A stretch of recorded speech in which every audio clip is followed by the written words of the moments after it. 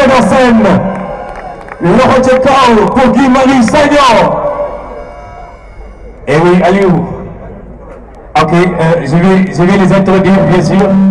Donc, dans un premier temps, Assane Diouf Kaye, ci ni ma ko bëggee mooy Clédor Sène borom xam-xam laa bëgg ñu jox kàddu ba noppi Guy Marius Sagna yaay mujjee wax waaw yaay mujjee wax dégg nga Clédor dama bëgg avancer tuuti tàccu leen ma suma turandoo bi il est extraordinaire est un combattant alors Clédor situation bi gis nga ni mu mel ku nga xam ne ni mu toll ñu lay jox kàddu gi.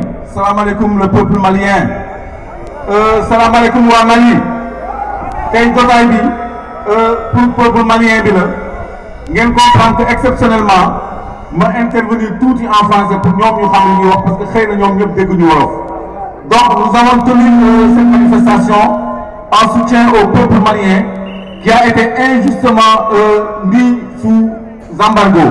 Et cet embargo est un acte de guerre, je dis, économique à l'encontre du peuple malien et non de l'État malien. Parce que priver le Mali de toutes ses sources d'approvisionnement, de ses marchandises et de ses biens dûment acquis, son fret qui passe au port de Dakar, avec des accords dûment signés avec le Sénégal partenaire, a été injustement privé de son approvisionnement en matière de biens et services de consommation, ce qui est une violation des dispositions de la CEDEAO qui consacre la libre circulation des personnes et des biens. Première violation. Deuxième violation, on a utilisé un instrument monétaire d'intégration. L'Union monétaire ouest-africaine n'est pas un cadre politique, mais un cadre économique qui doit promouvoir l'intégration économique entre États. C'est cet État qui a consacré de façon criminelle le gel des avoirs du Mali, contrairement à tous les textes de référence communautaires. Donc, c'est autant de violations à l'encontre du peuple malien frère que nous dénonçons avec la dernière énergie. Et ce qui se passe au Mali n'est pas anodin. Le Mali est un laboratoire parce que le Mali est en train de recouvrer sa souveraineté et toute l'Afrique a soif de souveraineté. La France a toujours eu sa mainmise sur l'Afrique. Le Mali est en train de se libérer du joug français et est en train d'indiquer à toute l'Afrique de l'Ouest la voie de la souveraineté, la voie des peuples africains et l'affirmation de la souveraineté des peuples sur les multinationales, sur la France colonisatrice. Parce que sur le plan géopolitique, ce qui inquiète la France, qui a donné injonction à la CEDEAO de sanctionner le Mali, conformément à la déclaration de Mme Parly, ministre française de la Défense, le 6 décembre ici. Ce qui inquiète la France donc, c'est la liberté de choisir, la liberté pour le Mali de choisir ses partenaires. Et le partenaire russe fait peur parce que c'est des gens qui viennent vous offrir une coopération gagnant-gagnant et qui viennent vous appuyer sur le plan logistique et militaire. Parce que si c'était le terrorisme qui avait préoccupé la France, il y a longtemps qu'elle aurait dû régler ce problème parce que les rapports de force militaire sont en sa faveur. Mais ce sont les biens maliens, les richesses du sol et du sous-sol malien qui poussent la France à vouloir diviser le Mali en deux, détacher le nord du reste du Mali, parce qu'il y a l'or, l'uranium, le tungstène et le lithium qui sont là-bas en plus du pétrole, et ils sont en train de semer la zizanie un peu partout pour asseoir leur hégémonie au Mali, et le Mali s'est libéré de ce joug. Le Mali a donné injonction aux armées étrangères de quitter son sol. Nous, les peuples africains, nous marquons notre désapprobation avec la politique de nos gouvernants, que sont les Macky Sall, les Ouattara, etc. Ce qui s'est passé au Burkina est une alerte, est un signe très très très fort. Et donc l'Afrique se libérera et le Mali a donné le ton et tous les États ouest-africains nous embarqueront le pas et le France perdra définitivement pied en Afrique pour nous proposer une coopération gagnant-gagnant. Salam alaikum wa rahmatullah. Et ça c'est sûr, merci à Clédor Sène. Ça, lui c'est Saleh Alioune, le représentant de Yanama. Et après lui, je vais donner les micros à Karim Khouba, après Karim, Assane Diouf, après Assane Diouf, Guy Marius Sagna pour continuer. Allez, lui, il faut l'applaudir les gars, pas tu comment représenter un amas. Merci beaucoup Clédor. daanaka guddi na wax ji du bëri damay daal di tàmbali rek di nuyu sama mbokk Mali mbaade Mali de nunu mbaaw be fo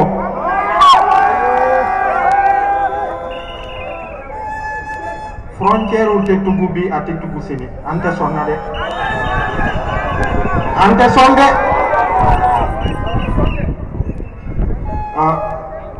li may njëkk a wax mooy et je vais le dire en wolof parce que li ci ëpp ci suñuy mbokk Mali yi fi nekk intégration bi dem na à telle sorte que ñu ngi làkk wolof donc damay làkk wolof pour wax ni samay kaddu yu njëkk damay daal di rek jaajëfal ñi nga xamante ni ñoo tax bés bii mu mën a am di ci jiital suñu doyen Boubacar Seye suñu beneen doyen suñu kilifa bi nga xamante ni mooy professeur Malick Ndiaye ak toutes les organisations qui ont permis à la journée d'aujourd'hui de se réaliser maa ngi leen di jaajëfal parce que c'est pas évident dañ nekkoon ci ay élections nit ñi nekk ci campagne communication événement bi xawoon na compliqué parce que ñëpp a ngi woon ci campagne électorale bi daanaka donc ci quelques fan ñu mën a communiquer mën a amal ndaje bu am solo bi mais vraiment gars ñi jaajëfal leen il faut que ngeen tàccu leen féliciter leen pour ça parce que mënu loon xaar aussi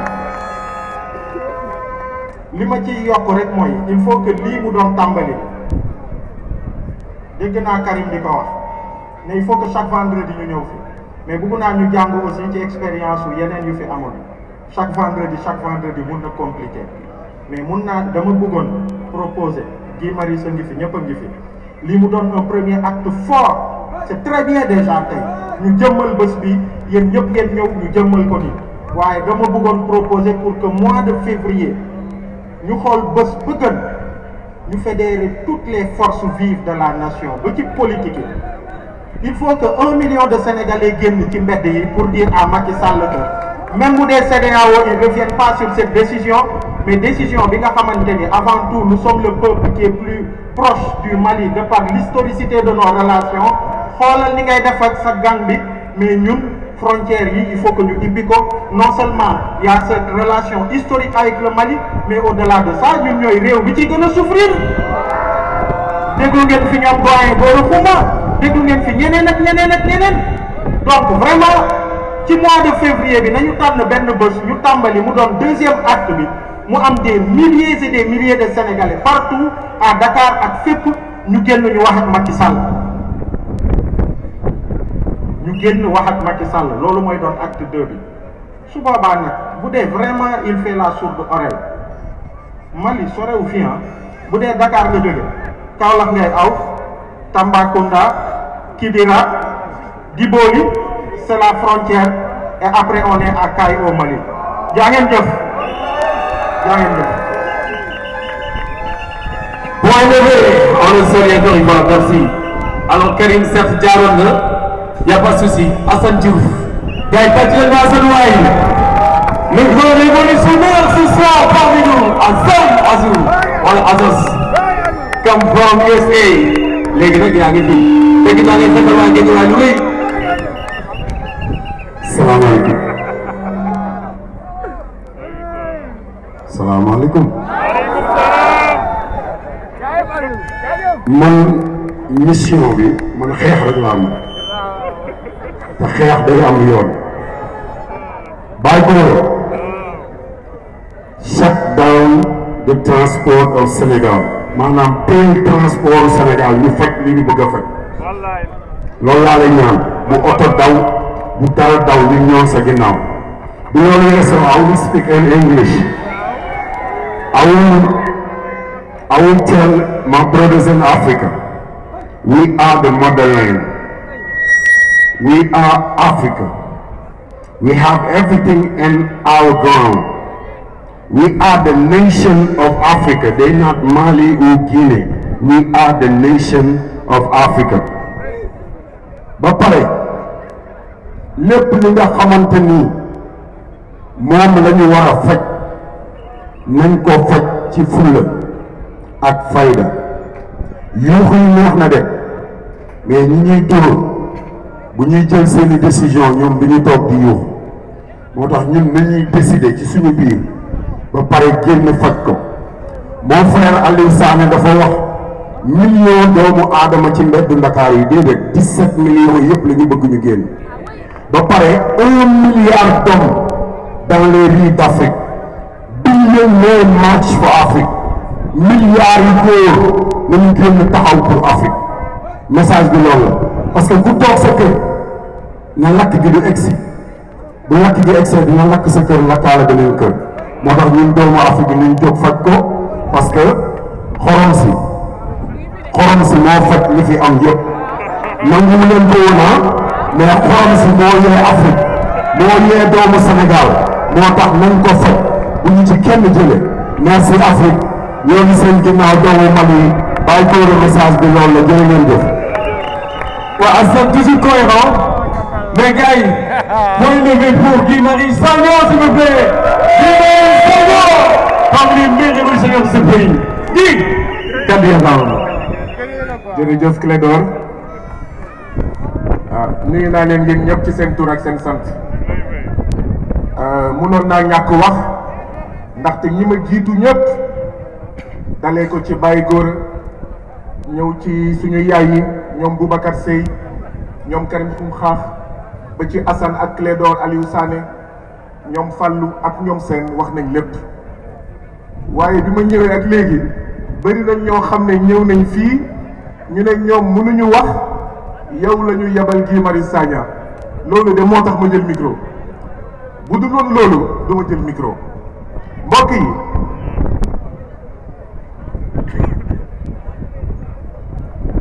dama am benn jafe-jafe bu njëkk mooy xaw ma ndax wolof laa war a wax wala français waaye bu ma waxee français en fait suñu mbokk malien yi nga xam ne ñu ngi Mali te dégguñu wolof moo tax may wax waaye du pour Macron dégguñu soxlawuñu Macron dégguñu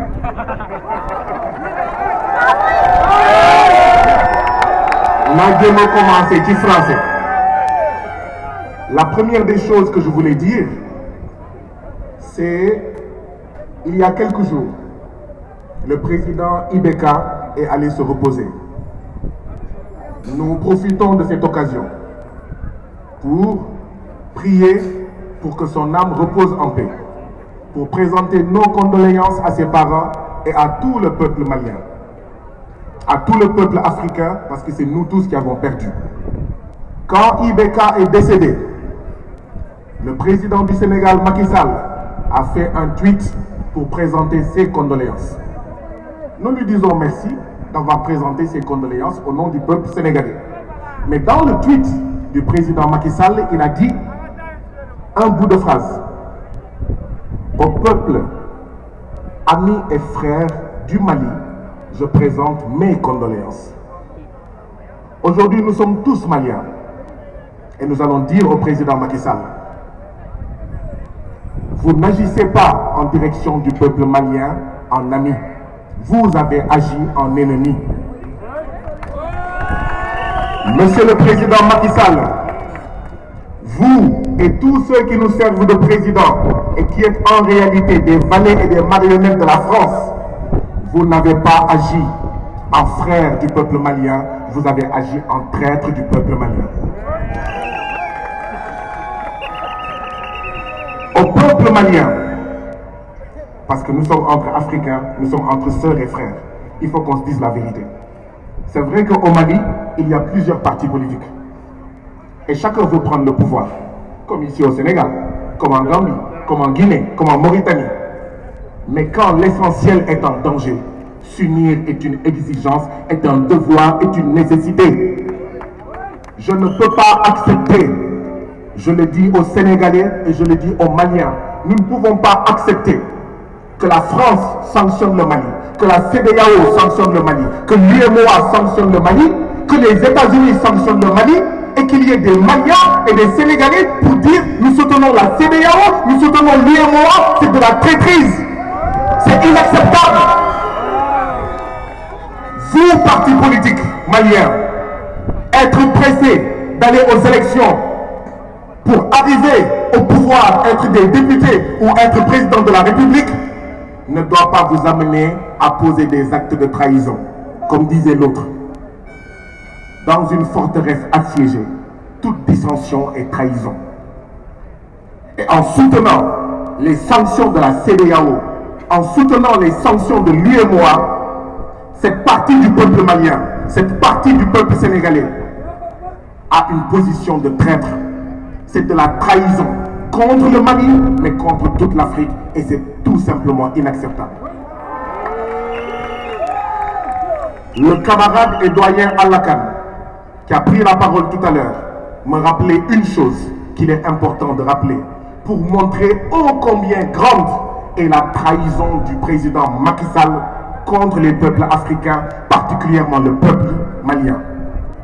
Dans les années 60-70, les pères et les grands-pères de Abdou Karim Gueye Xurum Xax, de Khadim Samb, de Aliou Sané, de Hassan, de Clédor, qui étaient organisés dans le Parti africain pour l'indépendance, le PAI, qui a été le premier parti au Sénégal à dire Mom sa réew, bokk sa réew, defal sa réew, qui a été le premier parti au Sénégal à exiger l'indépendance du Sénégal pendant la période du parti unique au Sénégal, quand Senghor les réprimait et les recherchait au Sénégal, c'est Modibo Keïta qui les accueillait au Mali. Et c'est ça l'histoire. Et nous n'avons pas le droit, nous Sénégalais, de payer comme ça le peuple malien. En la mémoire de Modibo Keïta, les sanctions de la CEDEAO, particulièrement venant du président Macky Sall, sont tout simplement une insulte à l'histoire. C'est une insulte à l'histoire. Une fois, je suis allé rencontrer le khalife général de Niassène, Seigne Maï Niass, qui est mon père, qui est mon kilifa. Il me rappelait que Majmoud Diop est venu se cacher à Kaolack. Il a été mis dans une voiture de notre vénéré Baye Niass.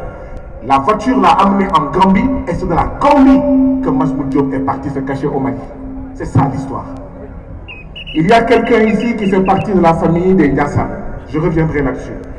Comment dans un pays, le Sénégal, où il y a des confréries, comme les Niassènes, avec notre père Baye Niass qui disait l'Afrique aux Africains, qui ont des talibés partout au Sénégal, le khalife des Niassane partout au Sénégal, je me suis trompé, merci, qui ont des talibés partout en Afrique, les Niassane ont des talibés partout en Afrique, dont au Mali, et le président Macky Sall ose prendre une mesure pour fermer les frontières entre le Sénégal et le Mali. C'est tout simplement un scandale. Ça ne passera pas. Et ceux qui ont parlé au nom de Andesam Dikoyi, ils ont raison en tant que religieux de dire non à ça.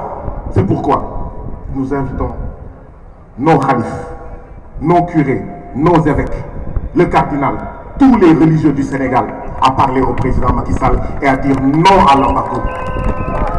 J'en profite pour exprimer toute notre solidarité à nos compatriotes sénégalais, transporteurs, qui n'ont plus la dépense quotidienne depuis des semaines à cause de cet embargo inique, injuste, illégal, illégitime.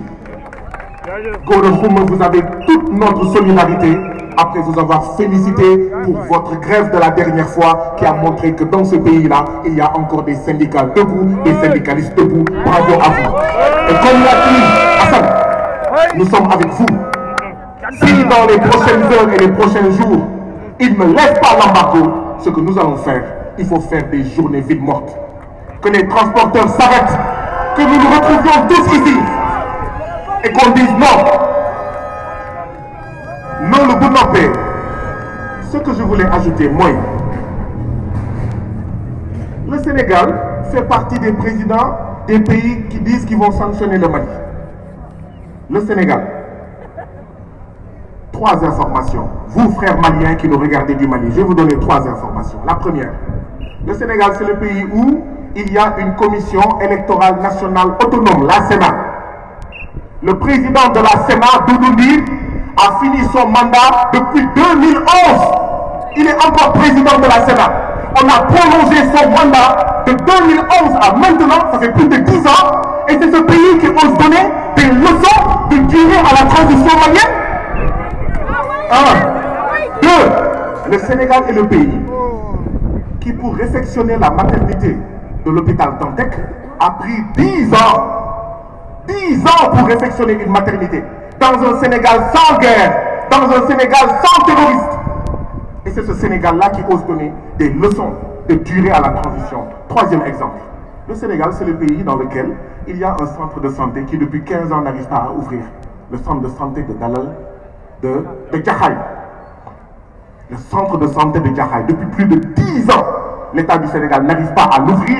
Et au Sénégal, il n'y a ni guerre, ni séparatisme, ni terrorisme. Vous pensez que le Sénégal, Macky Sall, est qualifié, est légitime, est autorisé à donner des leçons au Mali? Si le Sénégal en paix, sans terrorisme, met 10 ans pour réfectionner une maternité, mais plus de 10 ans pour ouvrir un centre de santé de Djahaï, laisse tout dire à la tête du Sénat, depuis 10 ans que son mandat est fini, mais dans un pays où il y a le terrorisme, dans un pays en proie au séparatisme, on peut comprendre, oui, on peut comprendre que la sécurisation du Mali prenne suffisamment de temps. Et même si nous, Sénégalais, on n'est pas d'accord, si nous, Gambiens, on n'est pas d'accord, si nous, Guinéens, on n'est pas d'accord, c'est aux Maliens de décider. Or, qu'est-ce que la rue malienne dit? Nous regardons tous les jours la télé, nous regardons tous les jours les réseaux sociaux. Le peuple malien est avec le régime de la transition contre le terrorisme.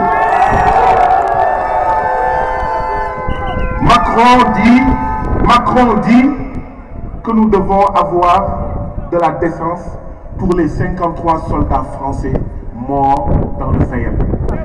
Mais nous allons rappeler à Macron qu'il faut de la décence pour les 30 000 tirailleurs africains morts pendant la Première Guerre mondiale. Il faut, pour la France, il faut avoir de la décence pour les 20 000, 24 000 Africains morts ou emprisonnés lors de la Deuxième Guerre mondiale. Si Macron dit que la junte actuellement au pouvoir au Mali est illégitime, bah, ce qui est illégitime, c'est que 60 ans après les indépendances, qu'on nous impose encore le franc CFA. Ce qui est illégitime, c'est la présence militaire française en Afrique, au Sénégal, en Côte d'Ivoire, à Djibouti, au Mali, etc. C'est ça qui est illégitime. Mais, Sénégalais et Maliens, 53 soldats maliens, français sont morts pour le Sahel. Posons-nous la question, qu'est-ce qui fait courir la France? Qu'est-ce qui fait courir la France pour que la France accepte de perdre 53 vies françaises? Est-ce que c'est pour les Maliens? Est-ce que c'est pour les Sénégalais? On va en venir. Aujourd'hui en France, il y a 9 200 000 Français qui sont pauvres. Vous pensez que Macron aime plus les Maliens que ces 9 200 000 Français pauvres? Chaque année, il y a 600 agriculteurs français qui se suicident. Vous pensez que Macron aime mieux les Maliens et les Sénégalais que ces 600 agriculteurs français qui se suicident? Il y a plus de 300 SDF qui meurent en France chaque année. Au lieu de s'occuper de ces 300 SDF, de ces 600 agriculteurs, de ces 9 200 000 Français qui sont pauvres, qui sont en dessous du seuil de la pauvreté en France, la France vient prétendre qu'elle aime plus les Sénégalais et les Africains. Au Mali, il y a du bauxite, du lithium, du manganèse, du cuivre, du fer, du phosphate, du pétrole, de l'uranium, du sel, etc., etc., et ce qu'on n'a pas encore découvert. Voilà ce qui fait courir la France. Voilà pourquoi la France ne veut pas dégager. Et c'est honteux que nos présidents, soient manipulés par la France pour punir le peuple malien, parce que le peuple malien a dit France dégage. C'est honteux que Ouattara, Patrice Talon, etc. soient manipulés par la France et l'Union européenne pour sanctionner le Mali. Mais je voudrais rappeler au président Macky Sall, peut-être qu'il ne connaît pas la géographie, le Mali, la superficie du Mali, c'est 6 fois celle du Sénégal.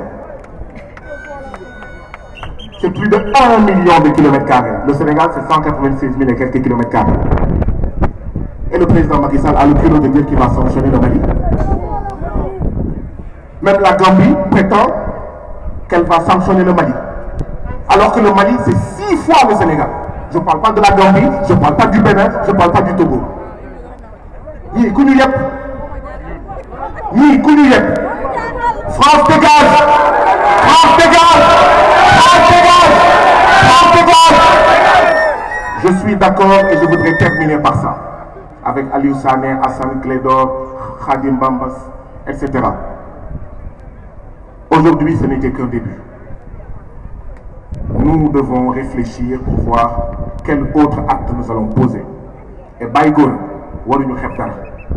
Ndaxte bés bu il y a plus de 800 camions sénégalais à Kidira, au niveau de la frontière malienne. 800 camions sénégalais, c'est 800 familles. 800 familles, bah, c'est 10 000 personnes au moins, disons 10 000 personnes, qui n'arrivent pas à vivre aujourd'hui, car étranglés au même titre que les Maliens. Ça ne peut plus durer, ça ne peut plus continuer. Nous donnons un ultimatum au président Macky Sall. Il faut réfléchir à des campagnes de boycott. Il faut réfléchir à des manifestations devant les ambassades de France, devant les bases militaires françaises ici au Sénégal et ailleurs. S'ils osent toucher à un seul cheveu des Maliens, la CEDEAO a dit qu'il y a une force en attente, etc. Nous les mettons en garde. Nous, jeunesse africaine, nous, jeunesse d'Afrique de l'Ouest et de la CEDEAO, nous devons dire à nos présidents, si jamais la CEDEAO bombarde le Mali, vous ne passerez pas la nuit dans vos palais présidentiels. Nous devons le leur dire clairement. Macky Sall, si jamais tu participes à une entreprise de bombardement du Mali pour les intérêts français, tu ne passeras pas la nuit au Sénégal. Ouattara la même chose, Patrice Talon la même chose, et les autres la même chose. Deux choses. On a écouté tout à l'heure, on a écouté tout à l'heure le bel hymne national du Mali. Le Mali, Maliens, vous avez un bel hymne national. J'essaie de l'apprendre, mais je ne le connais toujours pas par cœur. Mais je connais le plus beau couplet. En tout cas, il est le plus beau pour moi. Pour toi Afrique et pour toi Mali, notre drapeau sera liberté. Pour toi Afrique et pour toi Mali, notre combat sera unité. Le Mali vivra, le Mali vaincra. Le Mali vivra, le Mali vaincra. Nous lançons l'embargo. Nous lançons l'embargo.